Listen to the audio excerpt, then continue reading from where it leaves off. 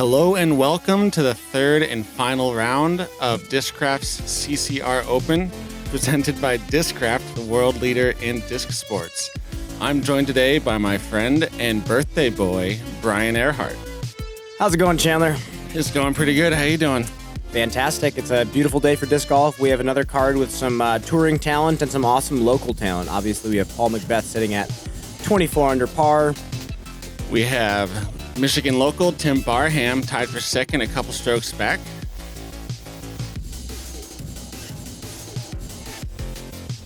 And we're seeing chin strap boy, Garrett Gurthie, also sitting at 22 under par, ready to make a move here. I've never seen anyone actually use that chin strap on their hats. And we have Sam Mrdeza making his Jomez debut. Congratulations to Sam. Good luck to him today.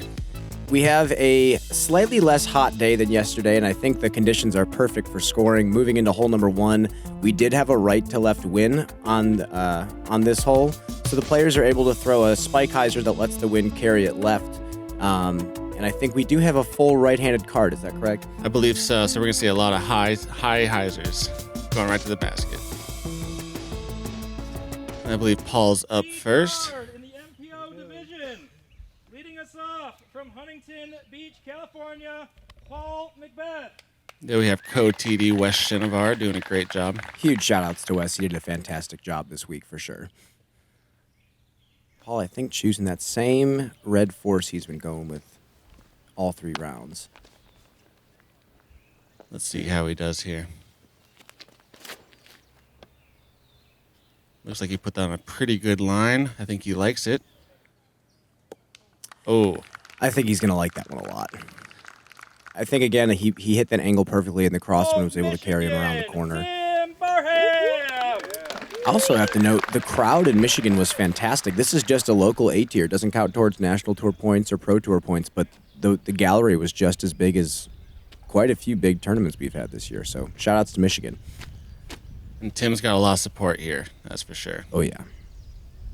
Looks like he's going with the same line as Paul. Nice and high, if that wind carries it. Should be right outside circle one. Yeah, a little short, but he should have a putt. Garrett Gurthie. Here we have Garrett Gurthie. And we've been seeing him all week throw very aggressive lines on this course, and I wouldn't doubt that he would continue that. Absolutely. He is having quite the season. He looks to continue it today. Big hyzer. And it didn't quite get left enough, and it did spike into the ground at about 40 feet, but still not something he shouldn't have a problem with. He's been putting well this weekend. Absolutely. So. Sam Mrdeza, first shot ever on Jomez. Let's see how he does. This can be a pretty nervy moment for players. Nice and smooth hyzer.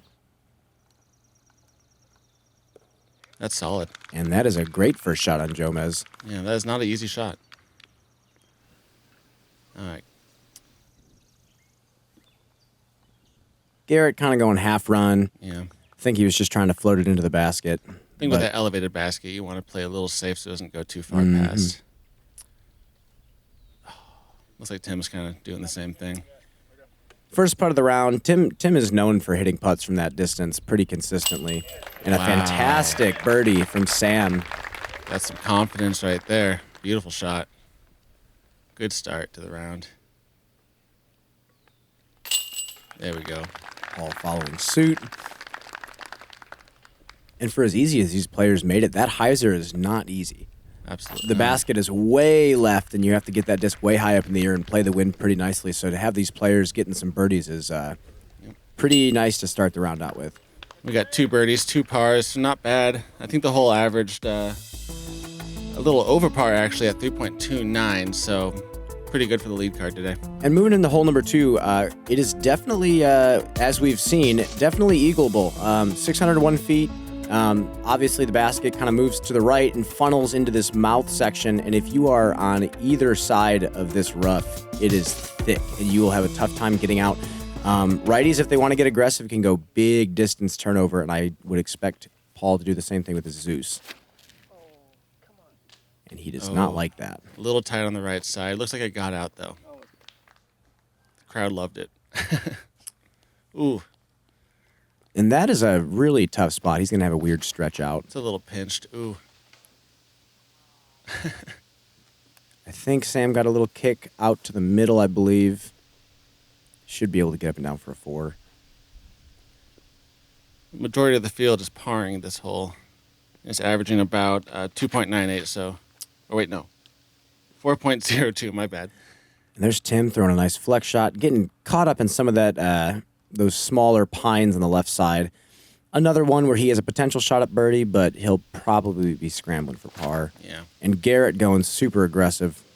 And Garrett's playing the line that if he throws it far enough, he has access to the pin deep. So he can throw a little, probably sonic upshot or a sidearm if he wants behind.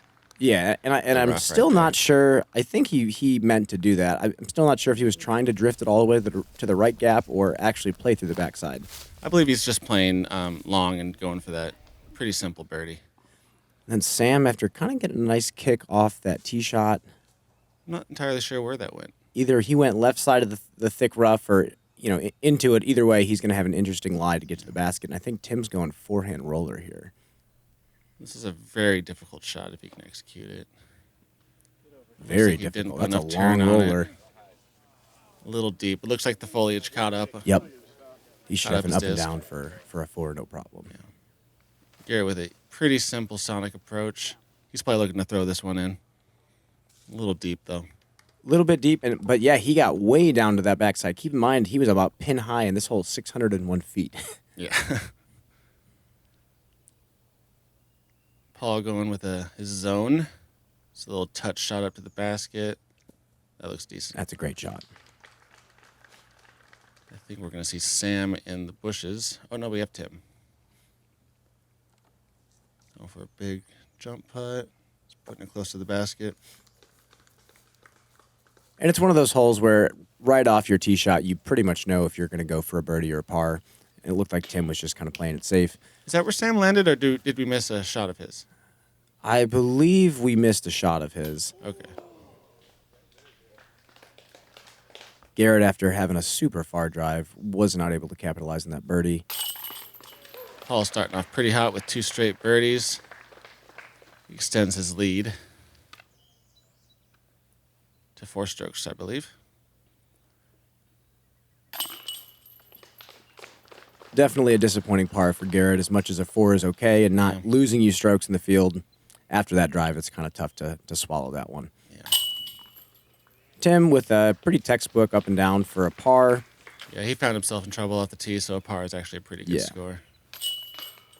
And Sam with an unfortunate bogey, so he did miss his 3rd shot. Moving into the next hole, this is one that is called a par 5, but it really scores as a par 4. You're going to have these top backhand throwers drifting the disc left to right, trying to push it to the right lane. It gives them a lot more open shot to the basket. But some of these long distance throwers are probably just going to push as far as they possibly can to get past all these trees in the middle of the fairway. And the whole averaged for the 3rd round exactly 4 strokes, with 20% of the field eagling it and 63% birdieing it. So it's a pretty soft par 5. But it feels good to say I got an eagle. You know? Most definitely does. Yeah. Paul's going with a Zeus here. I think this is his overstable Zeus. I believe so. Looking to put some turn on it. A little low. If he crests that hill, he'll get pretty far down there still. Skip out of it. Definitely not as long as he wanted. Yeah. But he still should have another shot to the basket for a potential 3. Looks unobstructed for the most part. Tim looking to match Paul's throw, maybe get it a little farther. That needs to turn. Ooh, that's heading straight for the Little bit trees. nose up. That's not bad. It's in the long grass, but you should have an unobstructed view of the basket. I love Garrett's hat. For how hard he throws, he needs the chin strap to keep the hat on. He's kind of a disc golf fashion icon when you think about it. And he's also a distance icon. That was a smash. And he just went flat to fade in the middle of the fairway. And if you push it far enough down there, you still have a hyzer to the basket as a righty. This is a long hole.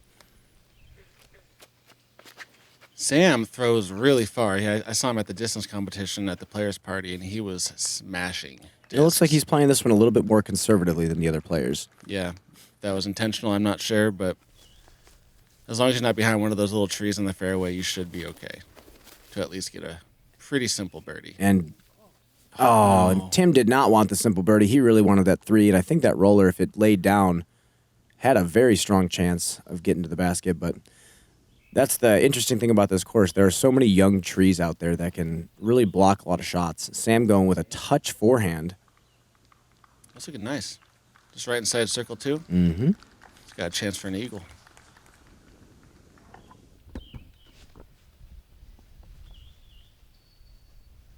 Paul looking to get up and down, get an easy eagle putt. He's got some good turn on that. He's got to keep turning, though. Oh, yeah. That's Right outside circle 1. That's in Paul range. Yeah, this is a hole where 20% of the field took a 3 on it, so this is definitely taking strokes on people. Garrett trying to follow suit of what he's done in previous rounds, and he definitely does. That's perfect. That's fantastic. Destroyer Sonic on the par 5. So definitely scoring as a par 4. Good looking shot from Tim. I was told that in the winter it rains and the holes or the depressions in the ground fill up, and the baskets are actually almost covered in underwater. So you can skip a putt in there. So it's kind of fun. Sam's gonna get up and down for his 4. Paul with a little circles edge putt, little tester. And that's got to feel good because he's been having some putt and woes this tournament. So to connect on that early in the round must feel really nice. Oh yeah, he definitely has been struggling with it, especially shorter putts. So I think as long as he's reining in these 30-footers, he should have no problem. Yeah. And that putt actually, Paul's putt actually puts him 4 down through the first 3, as well as Garrett, I believe. Tim, after kind of an unfortunate break after that roller, hits the tree. He knocks in a 4. And this is a hole where pretty much the entire field scored a 4 on it. Over 60% of the field got up and down for a 4. So really not losing strokes to too many people. And Sam, even though he had some trouble on the tee, and Tim too, they both got birdies. And a StarFrame, cha-ching, $25 donated to Eagles Wings Disc Golf. Thank you, Jomez. Moving into hole number 4. This is a nice, touchy turnover shot that the righties get to throw. We have seen some rollers on this hole as well. No lefties on this card, but some good sidearm players can throw a big, sweeping hyzer left to right. I'm guessing we're going to see a nice sidearm hyzer from Tim on this hole. Tim does have a fantastic sidearm. Probably going to see mid-ranges from the other 3. Yes. Little flex shots. It looks like Paul's going with a buzz, and he's not going to hyzer flip to turn this. He's going to probably go flat and try to get it slightly on Annie, so it's flattening back at the basket. Yeah, he is really good at shots like these. He has such good control of angles. And that is about exactly how I chalked it up for him. Beautiful. And he's about 20 feet from the basket. We have Garrett going with the roller, I believe. And it's an interesting play. He's done it all 3 rounds. And he just lays it down very quick. It's got to get right. It's looking nice. Oh, yeah, he corrected from the second round. And he's got like a 25, 30-foot putt. Looks pretty good. And it's an interesting choice from him because I remember him and I know him as a very solid mid-range thrower. So that was a great roller play, and he saw something that I didn't. But that just shows how good he is and how many tools he has in his bag. Exactly. Ooh, Tim put a lot on that. And Tim did go sidearm. Yeah. Yeah, and even though I thought he skied it, Tim is known for having a fantastically versatile sidearm. And clearly the forehand spike hyzer is one of his tools. Sam going buttery smooth turnover. That was so smooth. Looks like he barely put any power into it, but it worked. Yeah, that was beautiful. And that was a driver that he threw. Paul threw a buzz, and he down-tempoed on a driver. So that was really interesting to see. 4 different plays there. Garrett keeping his hot streak alive. He's now 4 down through 4. That's not bad. Not too shabby when you're trying to catch up to this guy.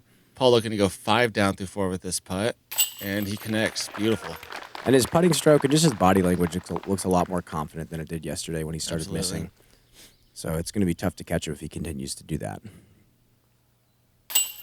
Good connection from Sam there. He's hanging in there. Oh, yeah. He's doing great.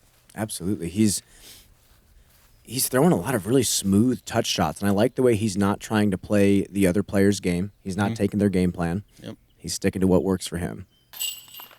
And Tim going with a huge forehand. Back-to-back StarFrames. Yeah, cha-ching. That is now $50 this round donated to Eagles Wings Disc Golf. Let's go. Thank you, Jomez. Hole number 5. I think since we do have an all-righty card, we're probably going to see very similar shot selections here. 384 feet. We're going to see either a pure hyzer coming out of these players' hands with a distance driver or some sort of flat to fade shot. Absolutely.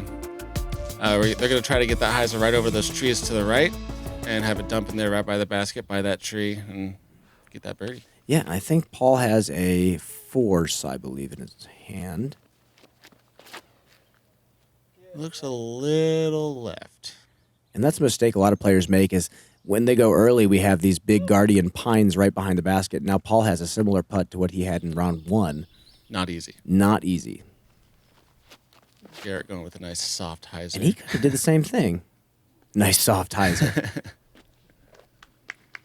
Similar spot, or maybe a little left of where A little bit Paul left, is. a little bit shorter.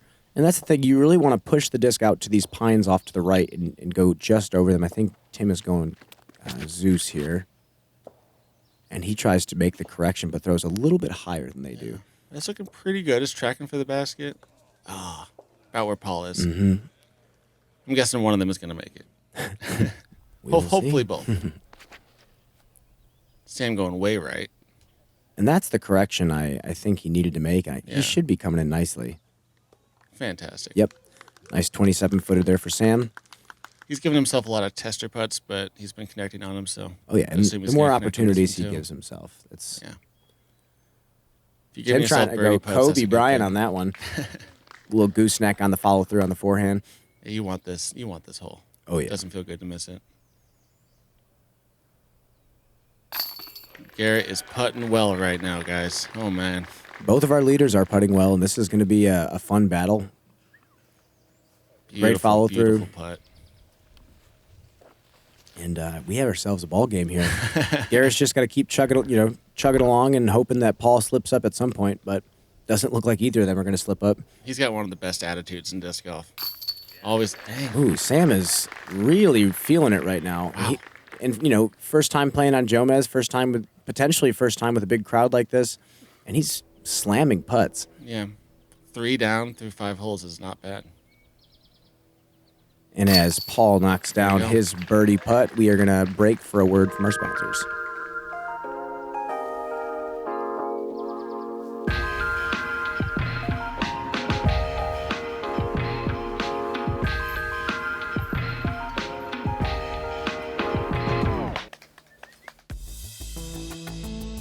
Now we are going into hole 6 at 1,025-foot hole. Pretty tough. There's not much to be scared of on this hole. You just got to throw long, straight, hopefully finish a little left, and avoid all the small trees in the fairway.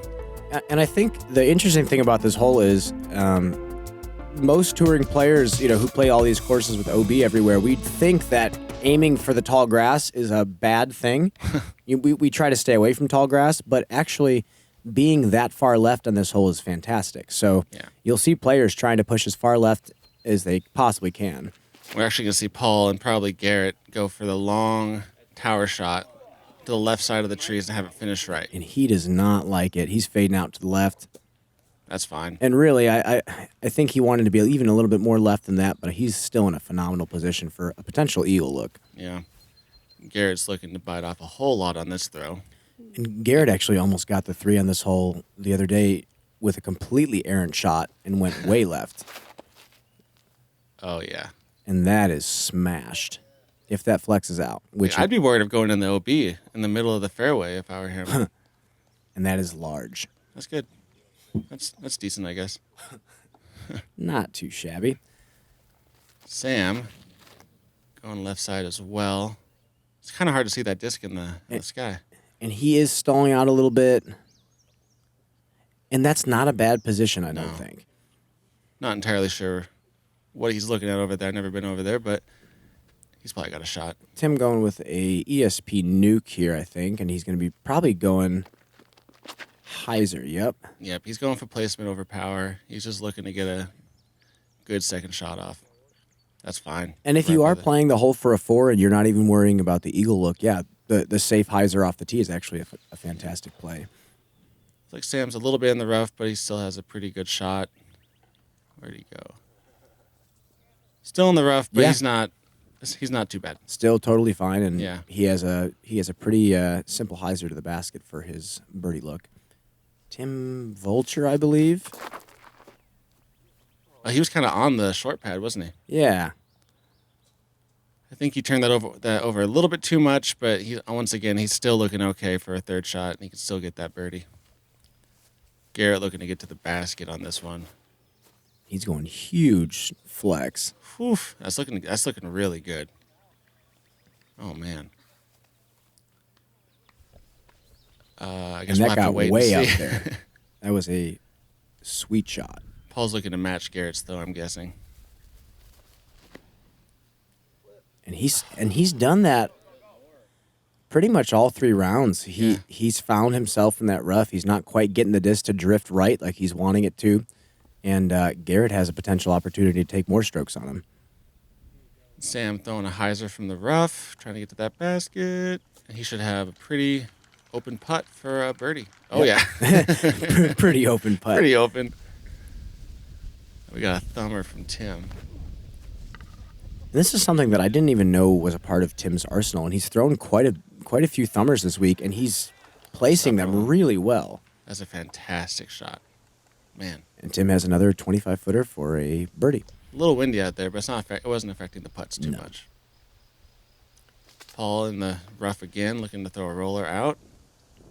Barely misses that tree. Should have about a 25, 30-foot putt. And Garrett to put some pressure on Paul here. Garrett is feeling that it, is guys. Huge. And when you're on fire like that, he's gotten 2 eagles already. He is, I believe, better than perfect right now. So he's really making a move on Paul. And when you're watching someone like that, putt so well and drive so well, it's definitely putting pressure on you to get aggressive as well. Not many people can say they've gotten 2 eagles in the front 9. Tim cashes in that great birdie putt. Do we have another StarFrame? I think we have another StarFrame coming up. 25. And there is a 25 call out there. Cha-ching, $25 donated to Eagles Wings Disc Golf. That makes it $75. Thank you, Jomez. Do you think that's the first back-to-back-to-back StarFrame? I think as of right now. Nice. Yeah. Very cool. Hole 7. This is considered a par 5, but a player is with any sort of distance off the tee is going to try to make a 3 out of this one.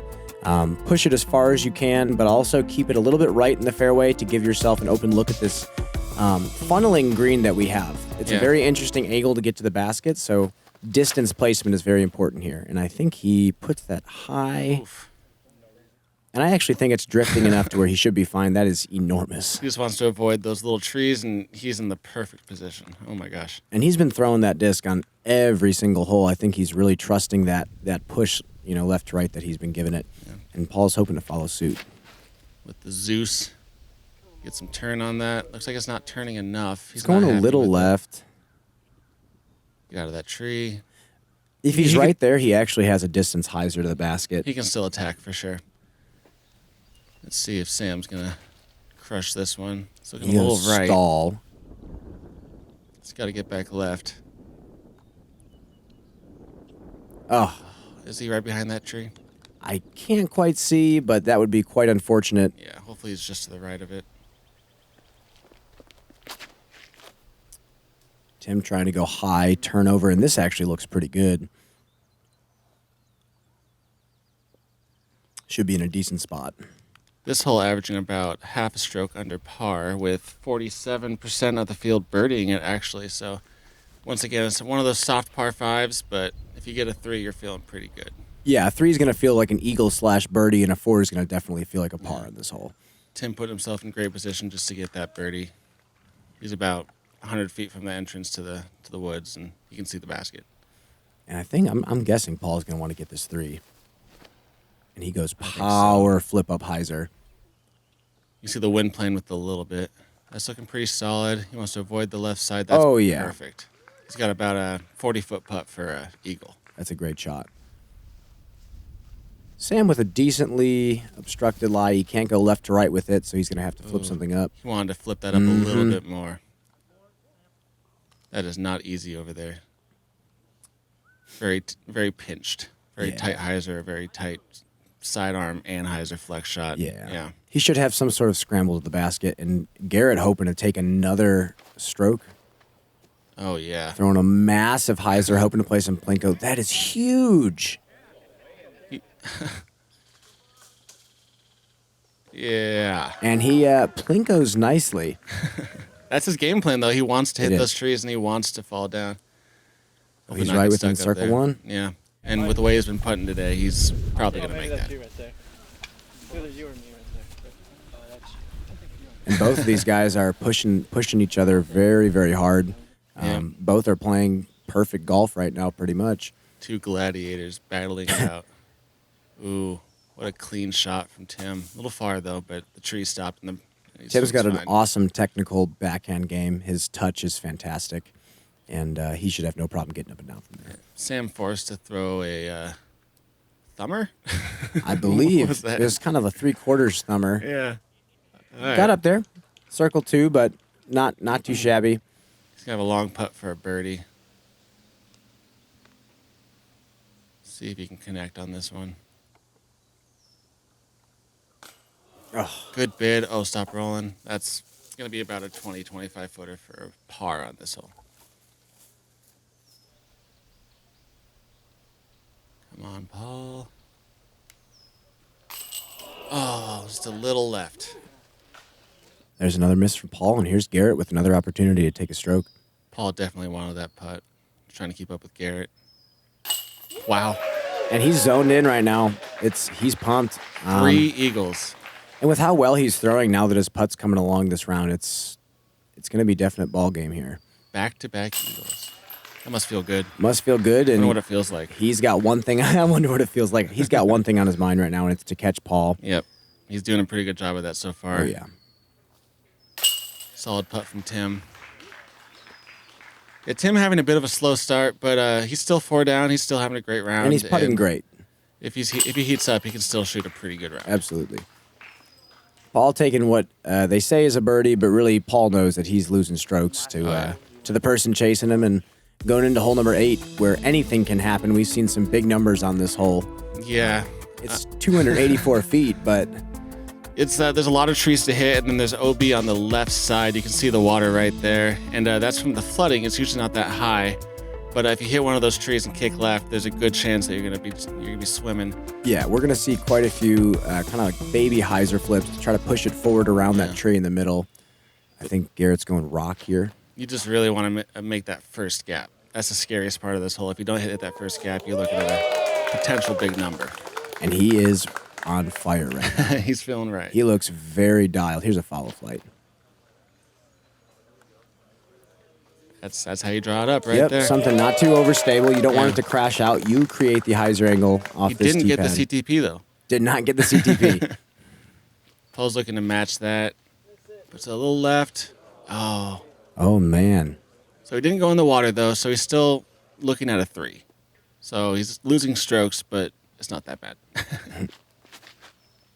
And Tim actually choosing to go with the backhand. I think he chose the forehand for the first 2 rounds. And So after calling the switched it up. audible, he unfortunately kicked into that OB creek there. That never feels good on the shortest hole in the course, or second shortest hole in the course. Sam trying to go with that sidearm flex. Sit down. Oh, no. That's the mistake to make in that sidearm flex, just not putting enough turn on it or just using a disc that's just too overstable. Yeah. Paul looking to cash this from about 100 feet. It's got a shot. Oh, good bid. And there's another stroke. I mean, Garrett's tap-in range, so it's been a big front 9. So Garrett's going to move within 1 stroke of Paul. Another good bid. It's a little left. And that was kind of a rough break on Tim's part. For sure. Hit the angle very nicely and then just happened to catch something on the right side. Sam looking to get his par. Oh, a little high. Potentially a little bit rattled after going OB. Absolutely. So Garrett continues his hot streak. Man, what is he now? he is playing pretty much near perfect golf, and at this point, you have to play that kind of golf to catch up to Paul. And Yeah. He's doing it. he's throwing fantastic. His putt looks good. Unfortunate bogey for Sam and Tim there. I'm thinking they're going to bounce back, though. And we have some shakeup on the leaderboard. We have some people moving up. Chandler Fry looks like he's moved up into third place here. Yeah. With how good the scoring conditions were, it's interesting how a lot of players were not putting up crazy numbers. Yeah, I think it was a lot of fatigue from yesterday. It was a long day yesterday, and Very we're still long day. feeling it. Legs, arms. We're just tired.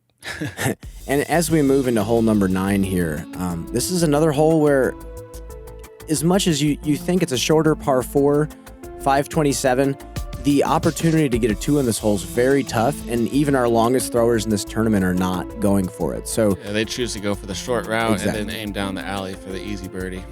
they're going to want to push this as far left to the tree line as possible so they have an open look, and they make the mouth as open as possible. And Garrett, I think, is just going to go with a straight-up spike hyzer. Yep. And he's been really trusting that destroyer all day. It's a good one.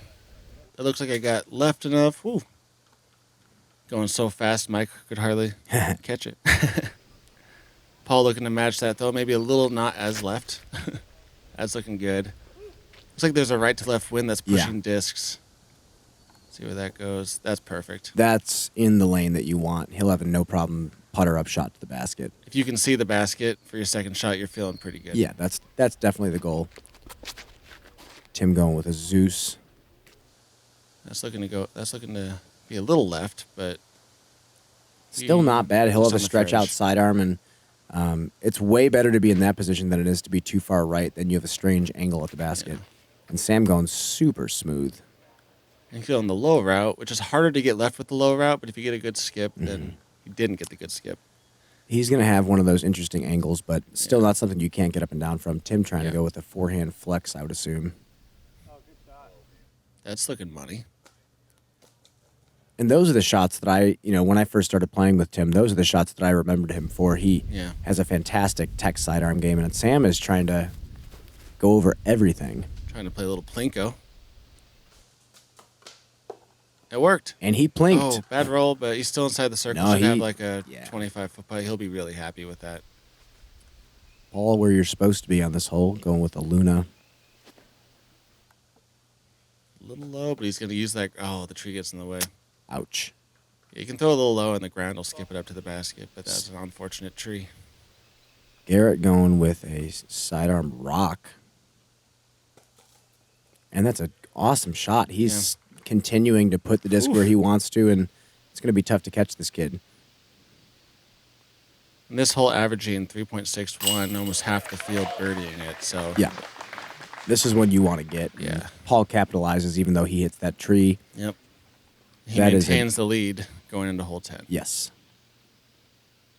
There you go, Sam. Nice birdie.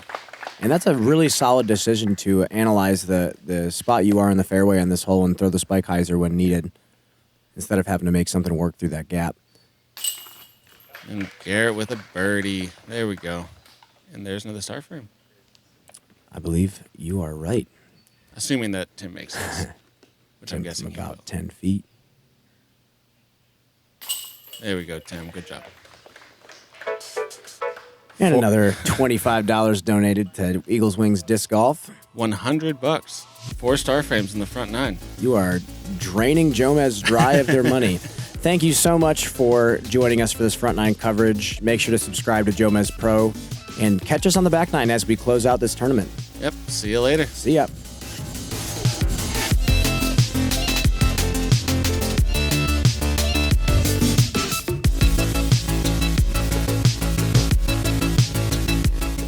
Thanks again for joining us on this wacky roller coaster of a ride. Make sure to leave a comment down below to let us know what you think, and you will be automatically entered to win one of these beautiful JomezPro Grip6 belts. And we will catch you next time. See you guys.